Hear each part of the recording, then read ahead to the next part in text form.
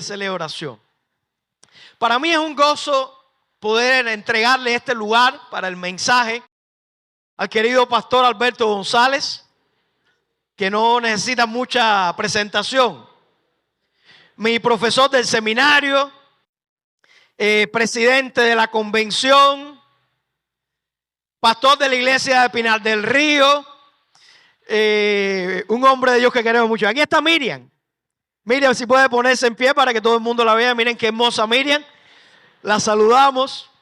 Es un privilegio tenerlos con nosotros. Yo siempre que escucho al pastor Alberto González, aprendo mucho. Así que estoy seguro que el mensaje de la palabra de Dios va a ser de gran bendición y edificación para su iglesia. Gracias, pastor.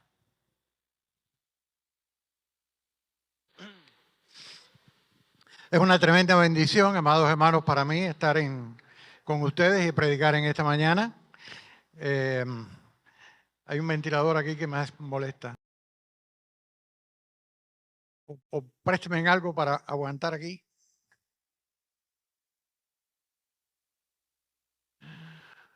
Y realmente nos da mucho gozo cuando el hermano pastor, el presidente, nos invitó.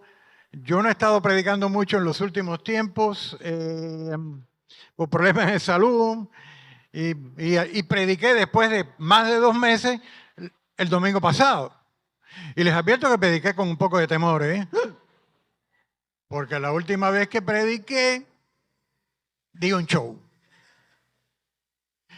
Y después que pasó todo, que yo salí de aquello que pasó, que perdí el conocimiento, etcétera, yo dije, ahora nadie me va a invitar porque ahora la gente dice, después de hacer estas cosas no lo voy a invitar más, ¿no? Así que gracias por invitarme. Tengo un tratamiento médico, espero que no va a haber problema y estoy muy feliz en esta mañana disfrutando con ustedes, viendo a la hermana, la mamá de Samuel aquí, que no tiene vista pero canta himnos y acompaña a todos y disfrutando. Qué bueno ver, porque yo conozco esta iglesia mucho antes de que la mayoría de ustedes que están aquí, porque la iglesia tiene 100 años, yo no tengo 100 años, pero tengo 80 cumplidos. Y entré en el seminario y la primera vez que yo vine a esta iglesia vine a dar un estudio siendo seminarista por los años 60. Así que Arroyo Apolo, y estuve aquí también cuando, estuve en el pastorado del hermano Millán, estuve en el pastorado de Lugo varias veces, en el pastorado de Nilo estuve en la inauguración del templo, prediqué cuando el templo cumplió, la iglesia cumplió 50 años, prediqué cuando la iglesia cumplió 100 años, así que no podía decir que no, hermano, aunque me había dicho que no iba a esperar otros 2 o 3 semanas para volver a predicar. Así que aquí estamos llenos de gozo y gratitud al Señor y muy contento por el programa que ustedes han desarrollado en esta mañana, por el orden, por la reverencia, por la belleza, por el significado. Ser iglesia de Jesucristo es algo tremendo. Y quiero invitarles a buscar en vuestras Biblias un pasaje que dice mucho y vamos a tratar de hacerlo en poco tiempo, en el Evangelio de Mateo capítulo 16 y leer los versículos del 1 al 20. Y voy a pedir a la congregación, por favor, que se ponga en pie para escuchar la lectura de la palabra del Señor en reverencia. Evangelio de Mateo capítulo 16, los versículos del 13 al 20.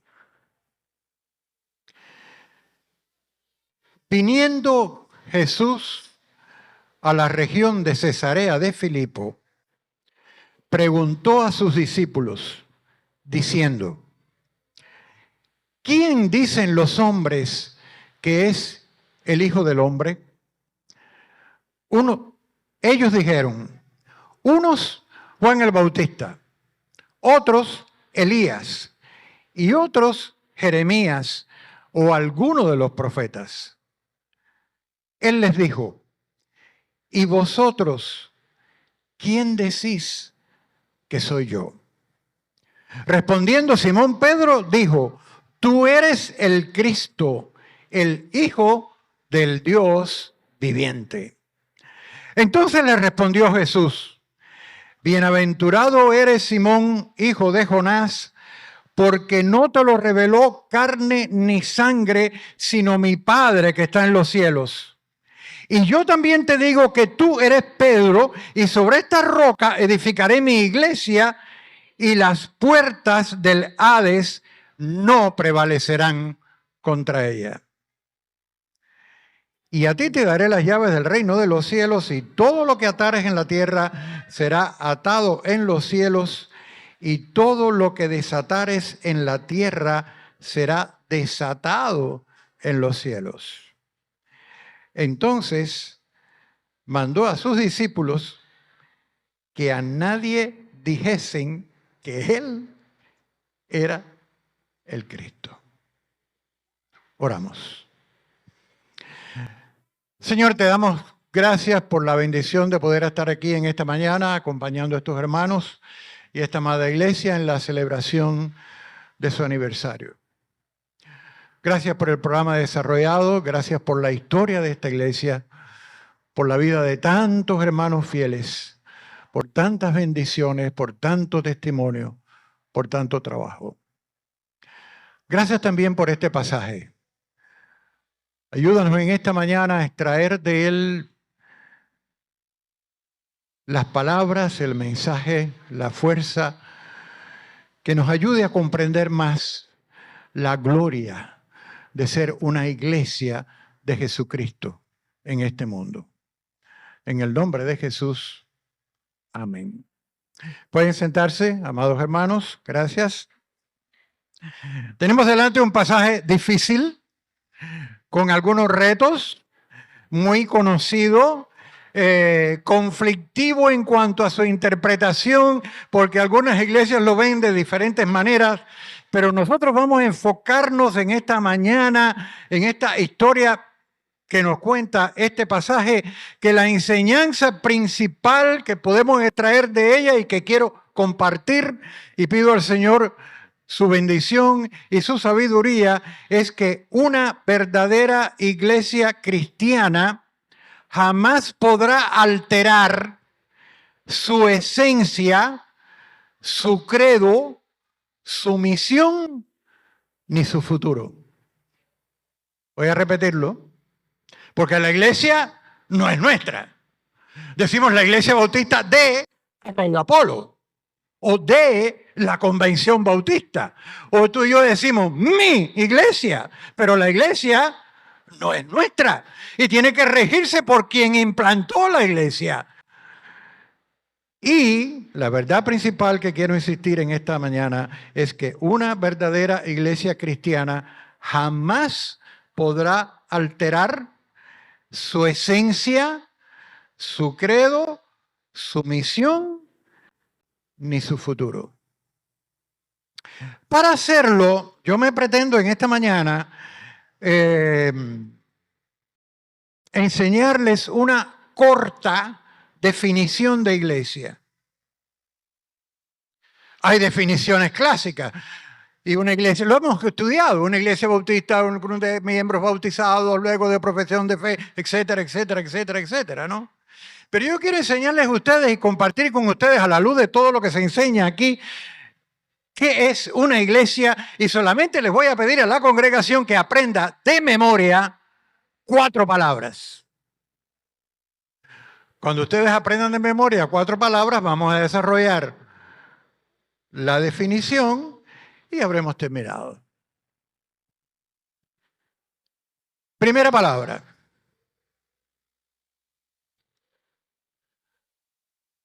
Relación. ¿Qué dije? ¿Otra vez?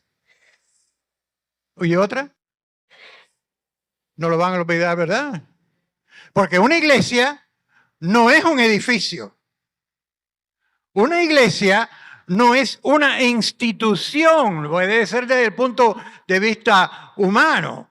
Una iglesia no es un club donde personas que tienen determinada gusto pues se reúnen para entretenerse, divertirse o hacer algún tipo de acción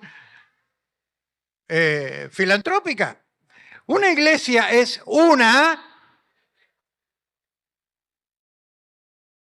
dice la palabra que Jesús llevó a sus discípulos a Cesarea de Filipos. Los había llamado unos años antes, porque esto ya es bastante cerca de su muerte, y nos dice en la Biblia que cuando Jesús llamó a los discípulos, y eso está en el Evangelio de Marcos, capítulo 3, 13 al 14, dice que Jesús subió al monte, llamó así a los que él quiso, y vinieron a él, y estableció a 12, y dice la palabra que escogió a esos 12 para que estuviesen con él. ¿A qué llamó Jesús a sus discípulos? A una relación. No es porque siéntate ahí que te voy a enseñar y punto. Los llamó para compartir la vida con ellos. Los llamó para que estuvieran a su lado, poder enseñarle, que vieran quién era, que reconocieran quién era, que vieran los milagros, que fueran aprendiendo. Por lo tanto, Jesús, esa primera iglesia, ese primer grupo que siguió al Señor Jesucristo, fueron llamados a tener una relación. ¿Qué es lo que estamos buscando tú y yo cuando venimos a la iglesia? Buscamos una relación con Dios y con quienes creen lo mismo. Es por eso. Hemos conocido al Señor, nos han hablado de Jesucristo. Pudiera quedarme en mi casa. No es venir a la iglesia lo que me salva. Pero a la vez es necesario compartir mi vida con aquellas personas que creen en el Señor para hacer una serie de cosas, alimentar mi vida, creer, conocer, compartir, porque la iglesia más que todo es una. Así que esa es la primera parte de la definición. Así que una iglesia cristiana es una relación. Vamos a repetir eso. Una iglesia cristiana es una relación. Amo al Señor, me entregué a Él, fui perdonado de mis pecados y entonces me uno a otros hermanos que tuvieron la misma experiencia y vamos a desarrollar una vida juntos. Y vamos a tener relaciones aparte de cuando estemos en la iglesia. ¿Saben que es una maravilla tremenda lo de las redes sociales, no? Fantástico. Tremendo. Los sermones en las redes sociales, los saludos en las redes sociales, el hermano está enfermo y coge y pongo un corazoncito y se lo mando.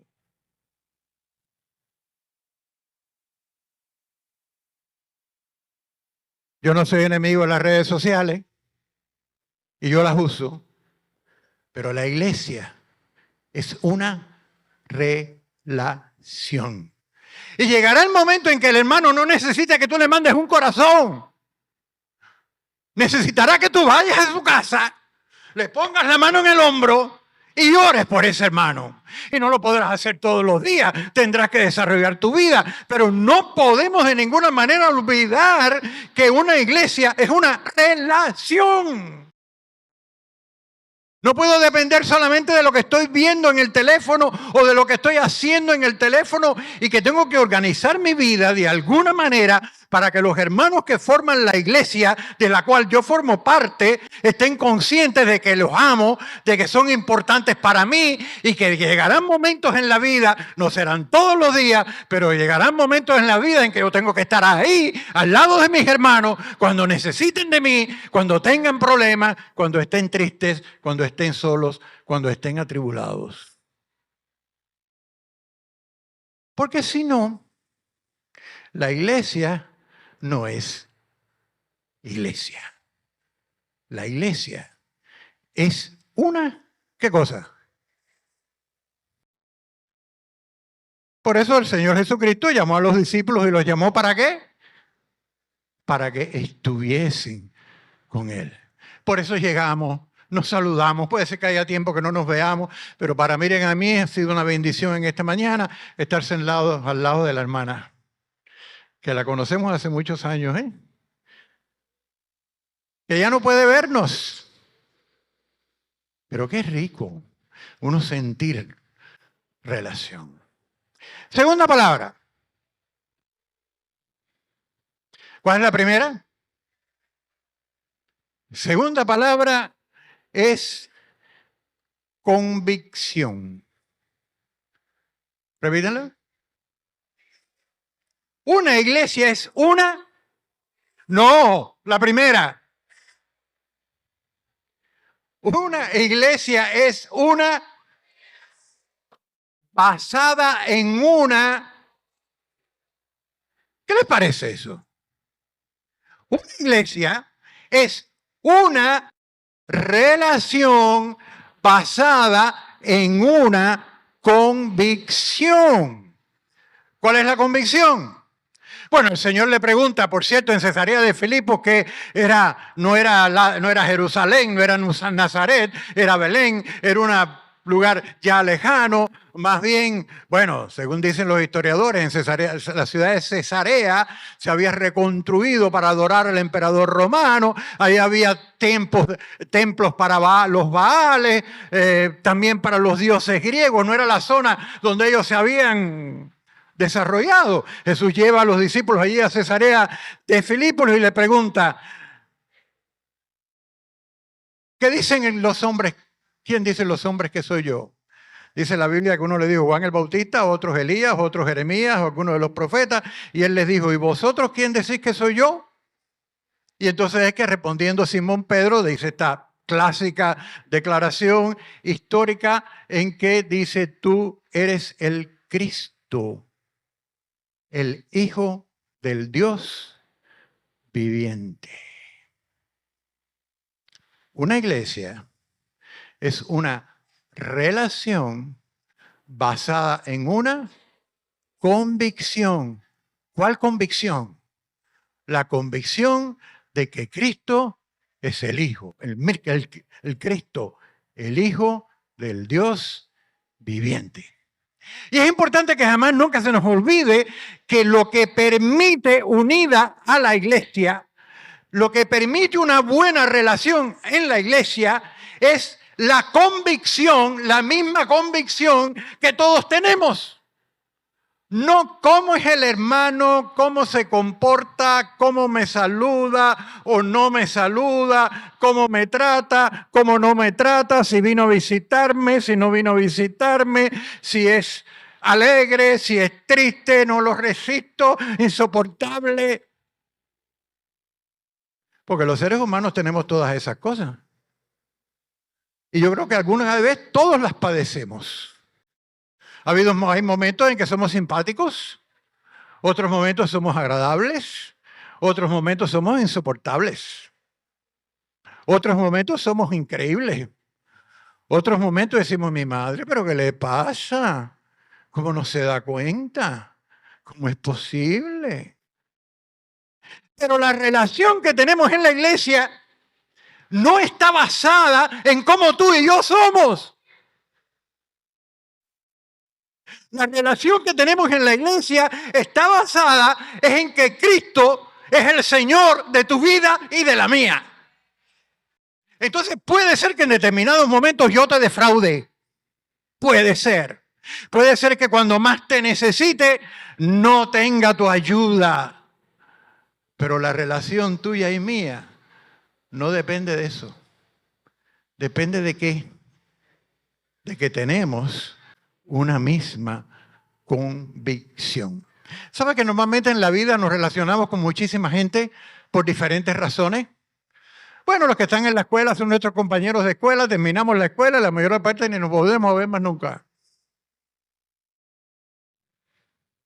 Si voy en un ómnibus de aquí a... Bueno, eso es difícil hoy en día, pero si voy en un ómnibus de aquí a Santiago de Cuba, yo voy a tener durante 10, 12, 13, 14 horas probablemente relación con un grupo de personas que Por supuesto, voy a conversar con la de al lado, nos vamos a bajar a buscar si hay algo a comer y uno, ay, no hay, y tendré relación con esa gente. Pero a la vez que llegue a Santiago y me baje del ómnibus, se acabó de relación.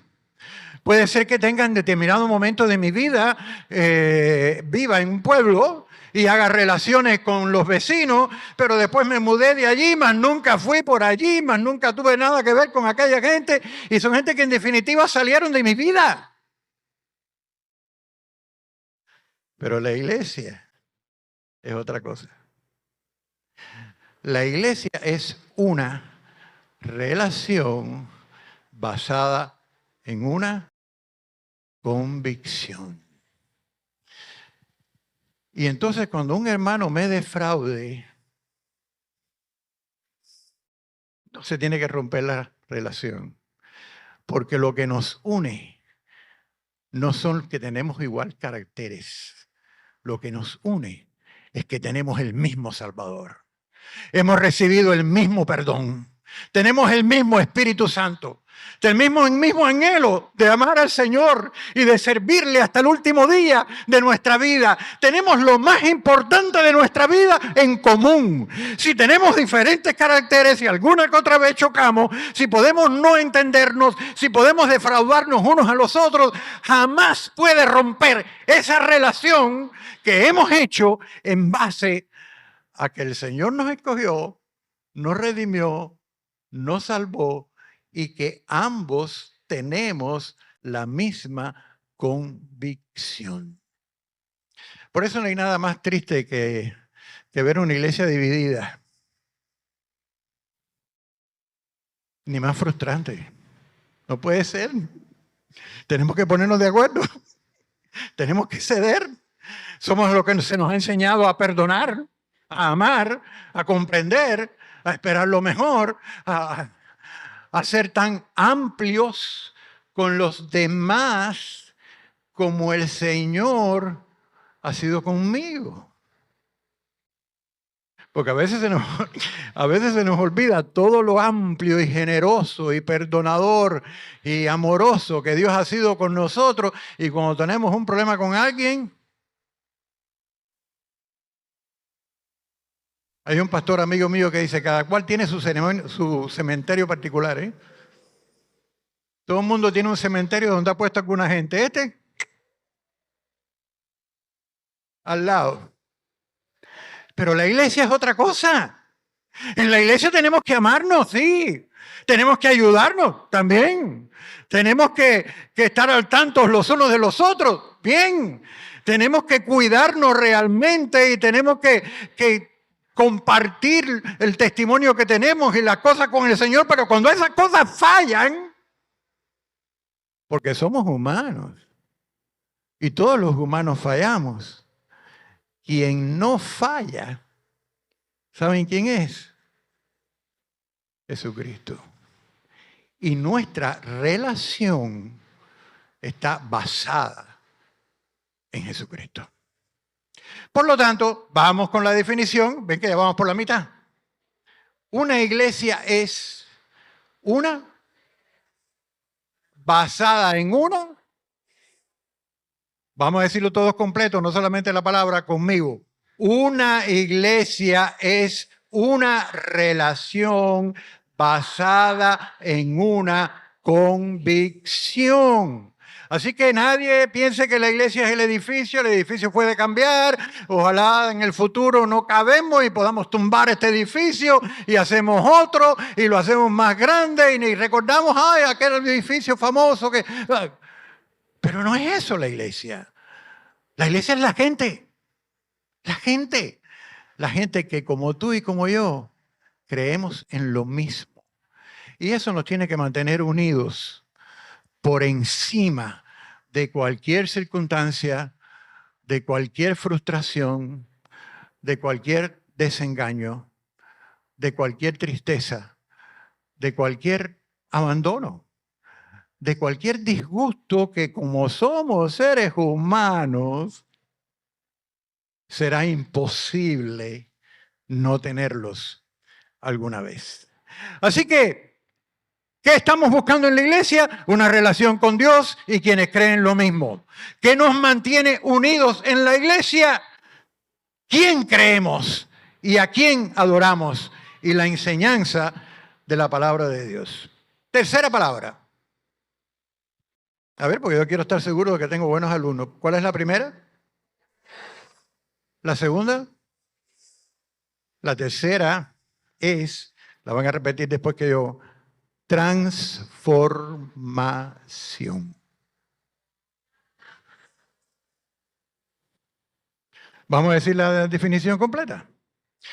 Una iglesia es una basada que busca una transformación. ¿Ya le parece que estamos en el tercer punto, Una iglesia es una relación basada en una convicción que busca una transformación. Uno lee esto y se emociona porque Pedro dijo, tú eres el Cristo, el Hijo del Dios viviente. Pero la historia de Pedro tiene muchas cositas. Muchas cositas.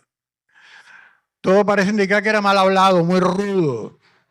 Cuando el Señor llegó a donde estaba él y le llamó para que estuviese con él.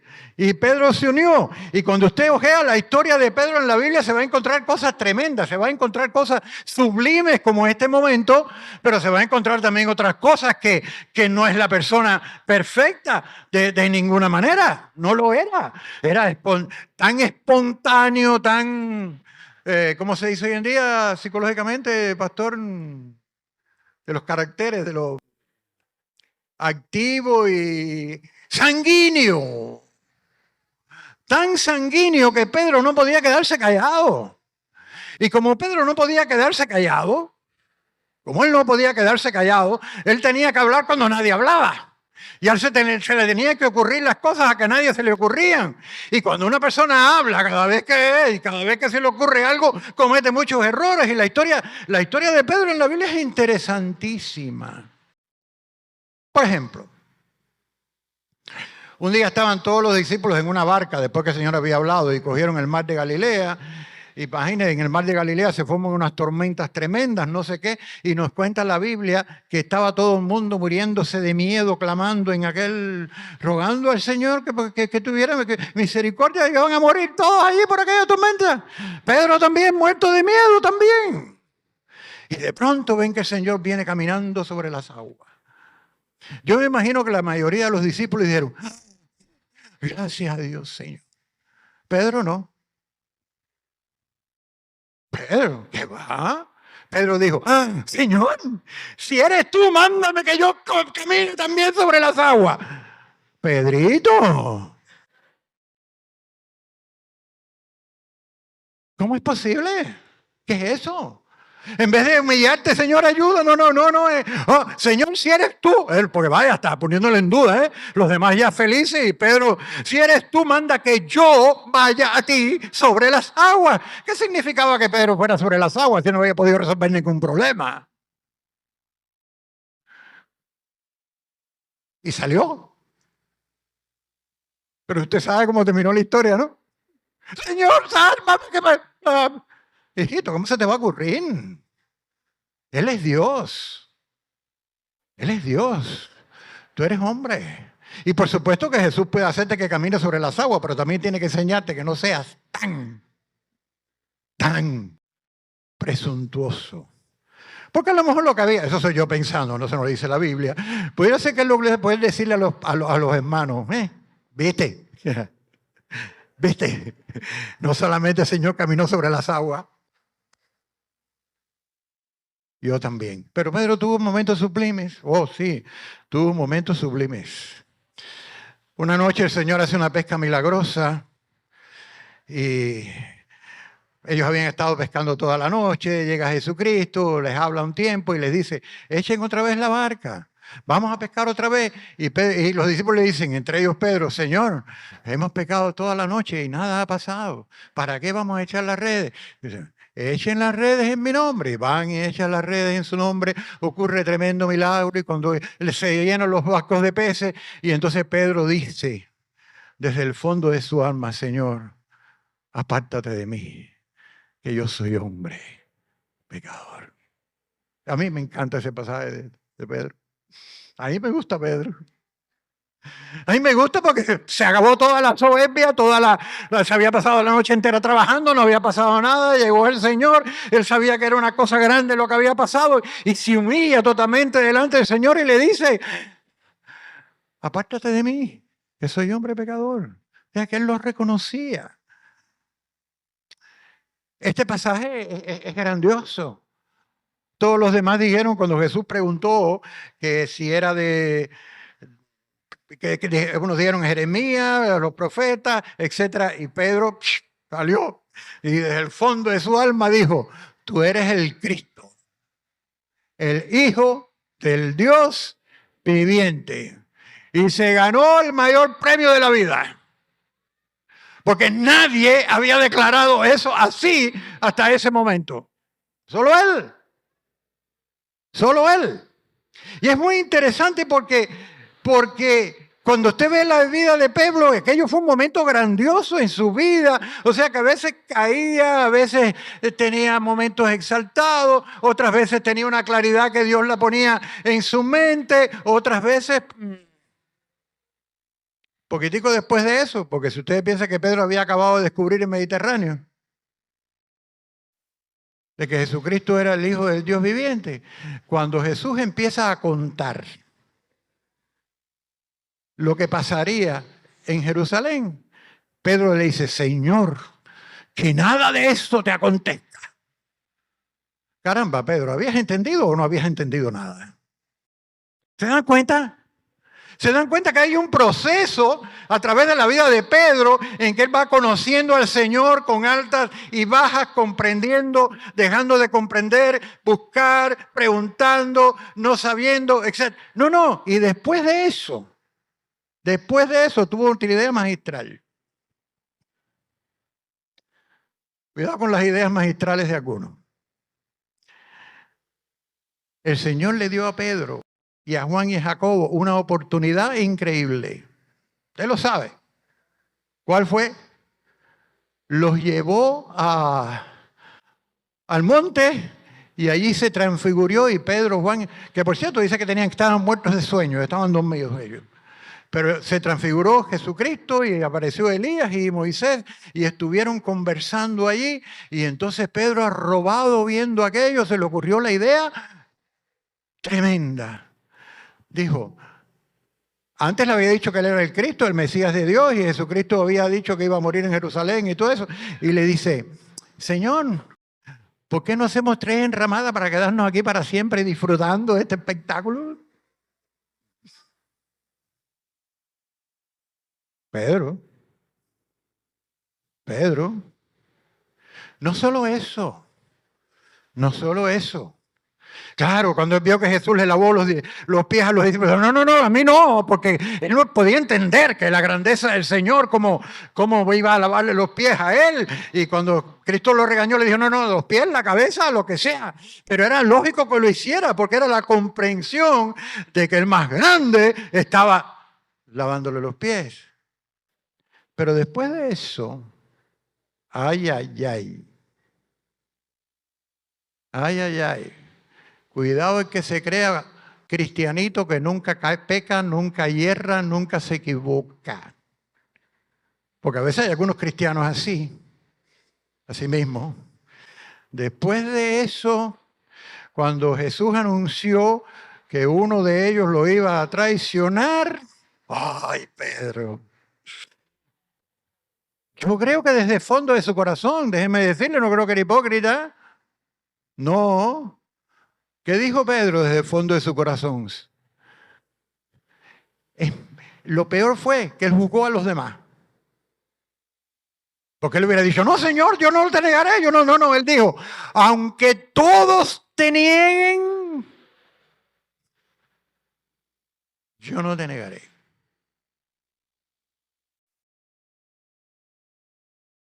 Cuando llegaron a prender a Jesús, Oh, claro, él tenía que defender al Señor, ¿no? Sacó la espada, le arrancó la oreja a eso, que Jesús le dijo, hijo,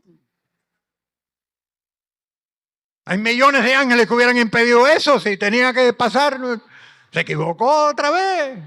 Y después que prenden al Señor y se lo llevan, cuando están los soldados burlándose de Cristo, coronándole de espinas, etcétera, etcétera, llega una simple mujer a ese hombre valiente que no iba a negar, a ese hombre que había dicho esas maravillas, a ese hombre que había hecho todas esas cosas. Llega una simple mujer y le dice,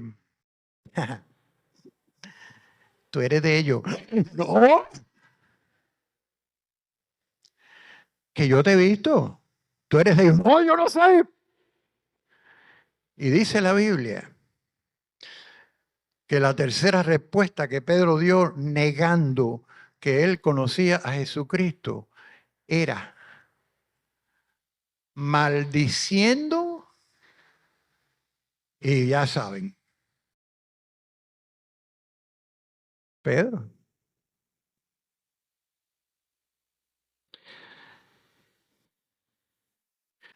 Pero uno de los primeros que llegó a la tumba en la resurrección fue Pedro, con Juan, que entró después, porque Pedro entró primero y vio los lienzos echados allí, dice que se maravilló de lo que había ocurrido.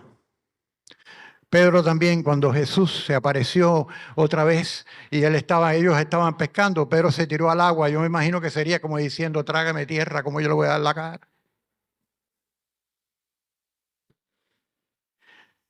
Y el Señor llama a Pedro y le dice, Simón, hijo de Jonás, ¿tú me amas más que estos? Sí, Señor, tú sabes que te amo. Simón, hijo de Jonás, ¿tú me amas más que estos? Sí, Señor, tú lo sabes todo. Tú sabes que te amo.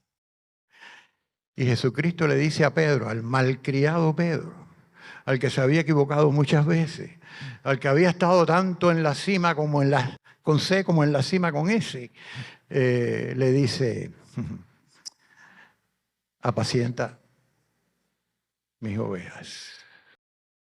¿Qué les quiero enseñar con esto?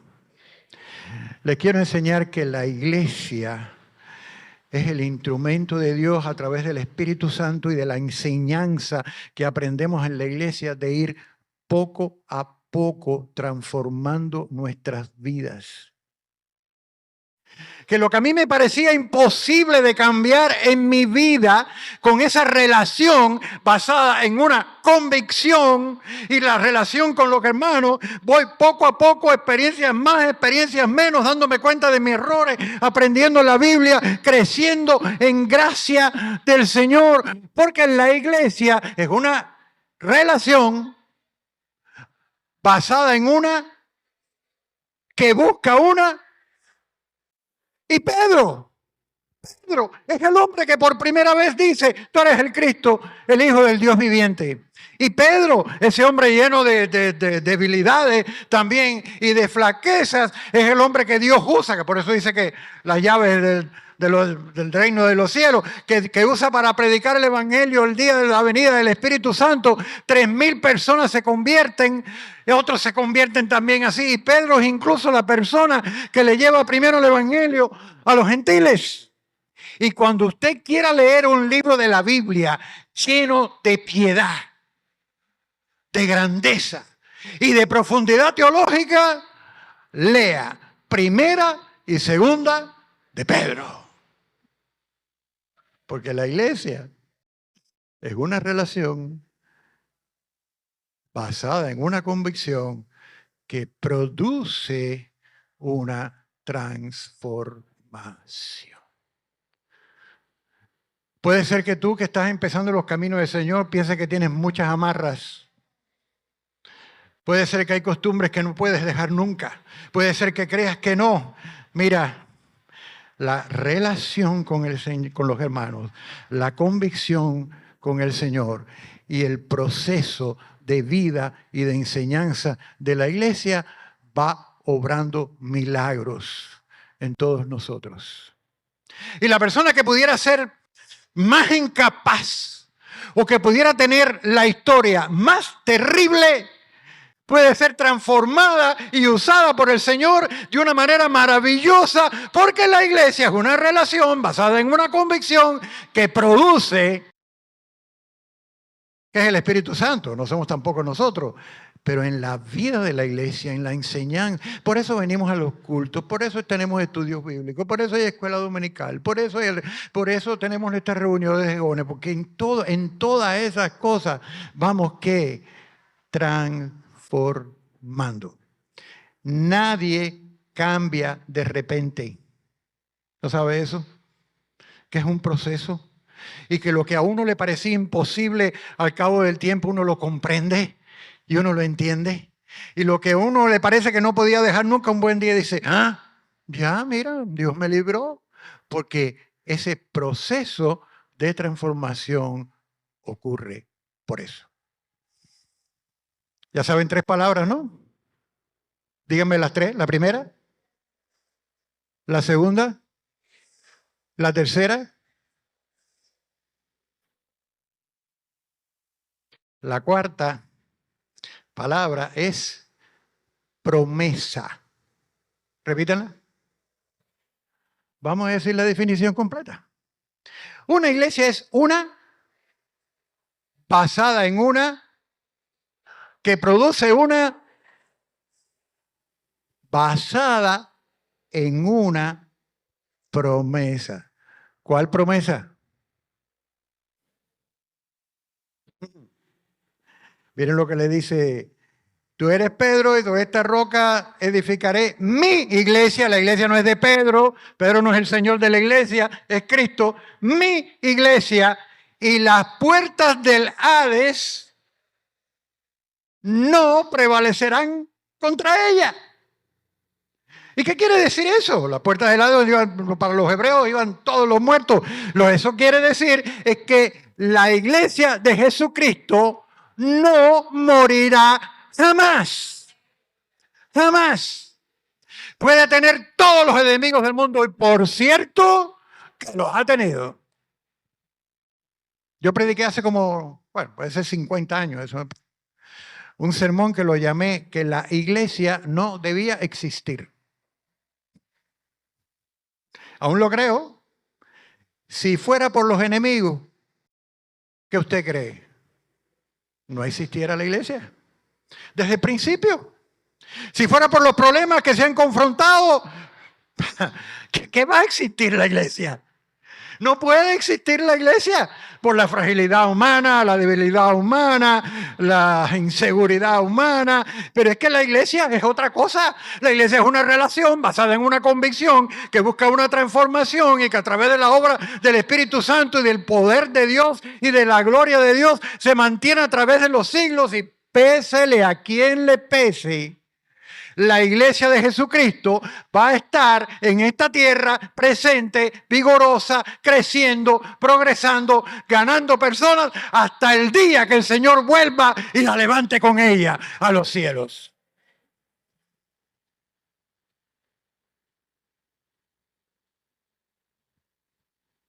No hay poder en este mundo capaz de destruir la iglesia de Jesucristo.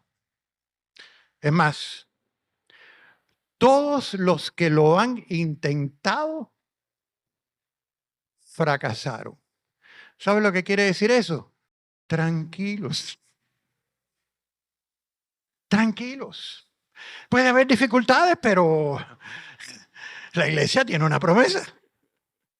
Puede haber injusticias, pero la iglesia tiene una promesa. Y muchos hemos sufrido y no nos hemos desviado de la iglesia. ¿Saben que la iglesia en Cuba no debía existir? Y digo esto sin ningún tipo de... No debía existir porque aquí en nuestro país se aprobó una constitución que en determinado momento dijo que el país era ateo. El país completo. Tuvieron que quitarla. La cambiaron. Y sin que sea un motivo de ofenda para nadie, ¿no? Podían aspirar incluso a pertenecer al partido las personas que tenían creencias. ¡Ah! ¿Quién cambió esto? ¿Cómo fue posible que eso se cambió?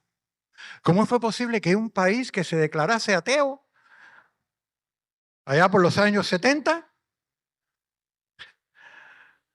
hoy,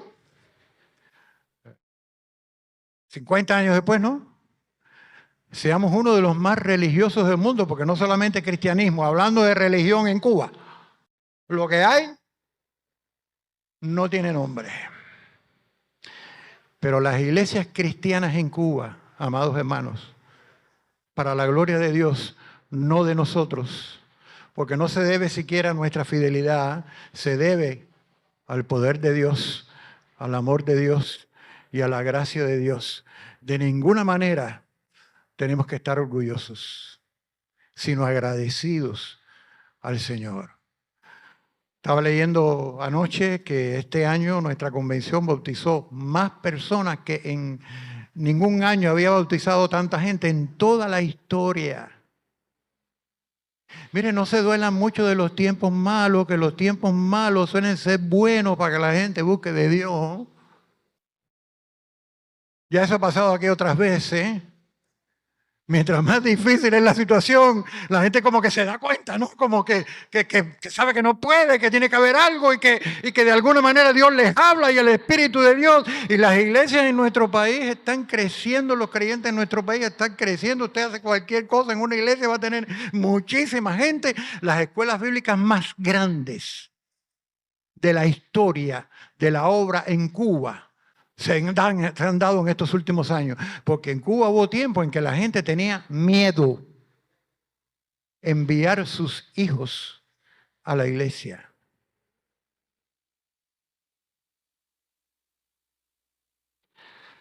Pero Dios es Dios. Y la iglesia es una relación basada en una convicción que busca una transformación y que está sostenida por una promesa de que las puertas de la muerte no podrán contra la iglesia de Jesucristo. Pero la iglesia tiene que ser sabia. Y aquí termino. Hay un versículo que intranquiliza en este pasaje. Cuando usted lo lee ahí en el versículo 20, dice: Después que el Señor le dice, yo te digo que tú eres Pedro, sobre esta roca edificaré mi iglesia, las puertas del Hades no prevalecerán, te daré las llaves del reino de los cielos, y todo lo que atares en la tierra será atado en los cielos, y todo lo que desatares en la tierra será desatado en los cielos. Y todo eso ocurrió exactamente así. Sorpresivamente, el Señor le dice a Pedro: entonces mandó a sus discípulos que a nadie dijesen que Él era el Cristo. Cuando uno lee ese pasaje, uno dice: a ver, ¿eso aquí? ¿Qué pasa aquí? ¿Qué pasa? Y yo confieso que otras veces he copiado ese pasaje y dije: no, mejor no me meto ahí porque eso es un poquitico difícil de explicar, ¿no? ¿Cómo es posible que después que los discípulos tienen la comprensión, que entonces el Señor de pronto les dice: no se lo digan a nadie? Puse a estudiar todo eso y yo creo que tengo una respuesta. ¿Saben lo que pasaba? Ellos estaban en Cesarea de Filipo, no estaban en Jerusalén. Los judíos, saben, odiaban a los romanos. Ahí estaba el templo del emperador, adorando al emperador. Y cuando a los judíos en aquel tiempo se les hablaba de un Mesías, del Cristo, ellos entendían que era uno que iba a venir a liberarle del yugo romano. Y entonces cuando Pedro dice: tú eres el Cristo, eso es lo que está en la mente de Pedro y eso está en la mente de los demás. Y parece que Jesús, cuando vio todo eso, les dijo: espérate, en este momento no pueden decirlo, en este momento no pueden decirlo. Porque la gente va a creer que soy un libertador político y no es lo mío. Vengo a salvarlo, redimir a los seres humanos. a salvar a la humanidad, a entregar mi vida en la cruz. Y hasta que eso no ocurra, no pueden decirle a nadie que soy el Cristo. Y ellos se callaron. Y Jesús murió. Y Jesús resucitó. Y antes de ascender a los cielos, les digo a los discípulos, ¿qué les digo? Id por todo el mundo, predicad el Evangelio a toda criatura, etcétera. Un pasaje que ustedes saben de memoria. ¿Saben cuál es la lección última que yo veo aquí? Que la iglesia jamás puede alterar su esencia, que es una relación. Jamás puede alterar su credo, que es la declaración de fe. Jamás puede alterar su misión, que es predicar el Evangelio. Ni su futuro, que está asegurado. Pero la iglesia tiene que vivir y tiene que actuar con sabiduría, con visión espiritual, obedeciendo al Señor, obedeciendo la palabra, porque puede ser que haya determinados momentos difíciles en la vida de cualquiera en que usted no va a negar su fe, usted la va a proclamar de todas maneras, pero usted tendrá que ser sabio, cuidadoso, comprensivo, humilde del Señor, dependiente, buscando la dirección de Dios. Porque no es salir a la calle y gritar lo que Dios quiera. Eso puede lograr convertidos o no. Lo que Dios quiere es que tú y yo nos mantengamos en esa relación tan unida que tenemos porque Dios nos salvó, basada en una convicción, transformándonos constantemente porque cada día tendremos que aprender más y más de la fe y entregarnos más al Señor y buscar más de su presencia y también seguros de que pase lo que pase, nuestra salvación y la vida de la iglesia está asegurada. Pero en este mundo tenemos que actuar y vivir con sabiduría, con la que Dios nos da, para poder seguir proclamando el mensaje, para que nuestras iglesias sigan abiertas, para que la gente siga viniendo a Jesucristo y para no adulterar el mensaje del evangelio cristiano, que es tan limpio, con pensamientos humanos o teorías humanas o sistemas humanos que de alguna manera dañarían ese mensaje. Repetimos todos juntos Se les va a olvidar la definición, que no es la oficial, esta es personal, pero vamos, comenzamos. Una iglesia es una relación basada en una convicción que busca una transformación sostenida por una promesa. Y el día glorioso será cuando el Señor venga. Se levanten los muertos que han creído en Cristo y nos encontremos con el Señor para siempre en los cielos. ¡Qué día feliz! ¡Qué día grandioso! ¡Qué día tremendo! ¡Qué tremenda esperanza! Por esa esperanza nada más vale la pena sufrir por Cristo si llega el caso. Que Dios les bendiga, amados hermanos.